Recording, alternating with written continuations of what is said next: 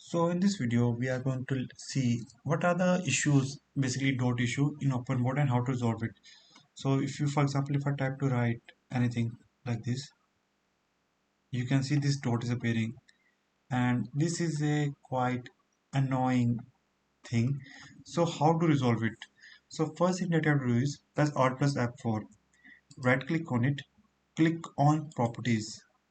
Now click on compatibility, click on run this program compatible mode. Click on here and choose Vista, sorry Vista.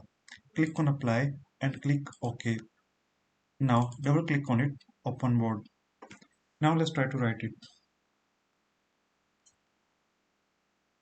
I, I tried to resolve this issue on my own.